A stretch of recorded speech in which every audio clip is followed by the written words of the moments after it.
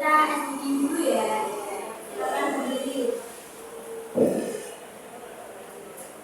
Ikuti dulu ya.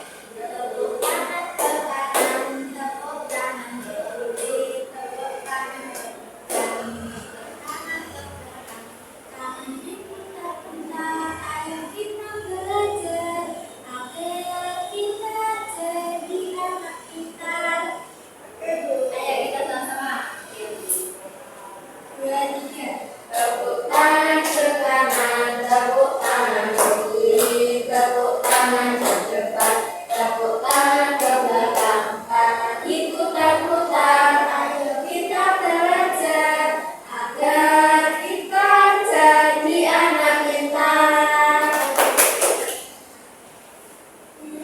Jadi pada pembelajaran kali ini Ibu akan menjelaskan tentang makhluk hidup dan benda mati di sekitar kita. Tujuan pembelajaran pada kesempatan ini yaitu peserta didik dapat mengidentifikasi ciri-ciri makhluk hidup dan benda mati di sekitarnya melalui pengamatan. Dan peserta didik dapat mengidentifikasi perbedaan ciri-ciri makhluk hidup dan benda mati di sekitarnya melalui deskripsi. Saat mengamati, coba kalian sebutkan apa saja di sekitar kita ada benda mati atau benda hidup. Coba Rizky. Ya, benda mati itu meja. Ya, meja. Benda hidup ini kita manusia. Kenapa? Kursi Bu. Ya, kursi itu benda mati. Nanti kalau benda hidupnya ada hidupnya di luar ruang kelas. Apa ya Bu? Ya, ada cicak Bu. Cicak. Terus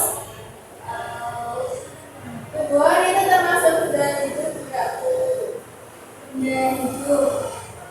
Ya, karena dia bergerak.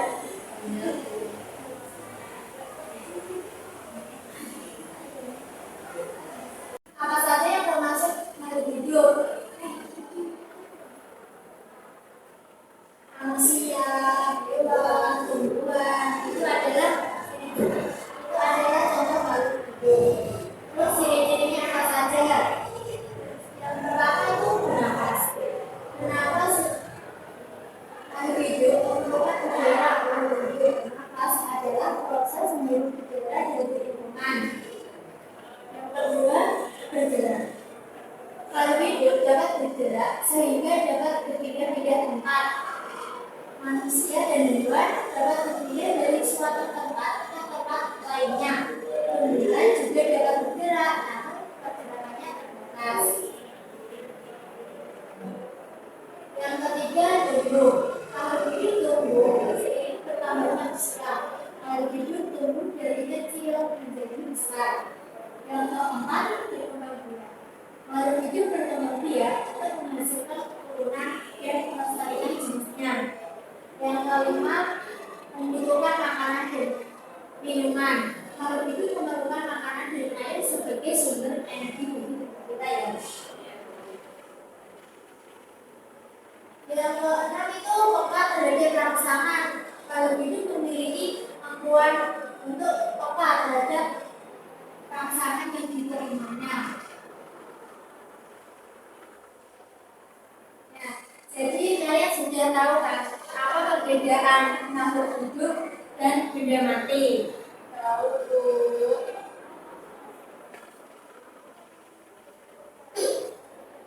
Itu adalah gambar hewan, manusia, tumbuhan, dan benda mati.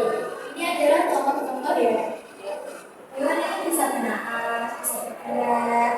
Manusia juga bisa bernapas, berkembang biak, bergerak. Kalau benda mati, kita tidak bisa.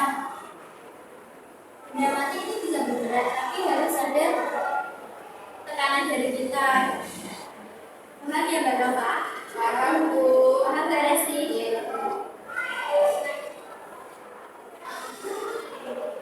Kalian bagi kelompok sesuai yang dimiliki ya.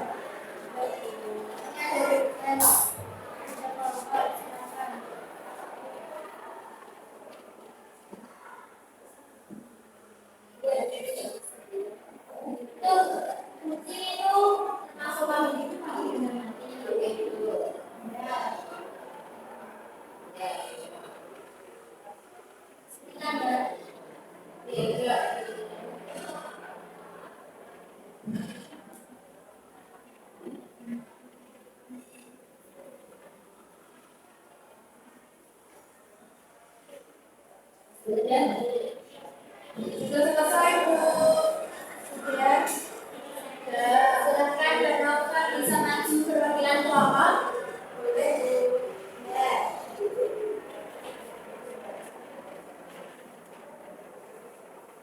Yang gambar yang pertama ada kucing termasuk benda makhluk hidup. Yang kedua ada gambar batu termasuk benda mati. Tiga ada gambar pohon termasuk benda makhluk hidup. Ya Bu, ya. Kalau kursi termasuk benda mati. Ya. Bu, sampai apa?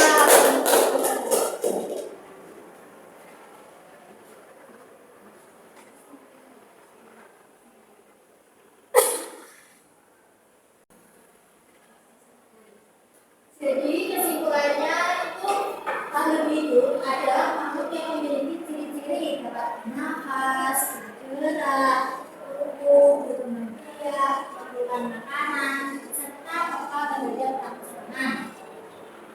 Manusia, hewan, dan tumbuhan adalah contoh dari makhluk hidup.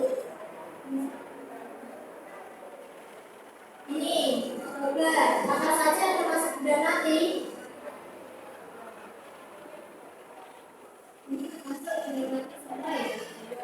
Tidak memiliki ciri-ciri kehidupan yang tidak memiliki ciri-ciri yang saya sebutkan tadi.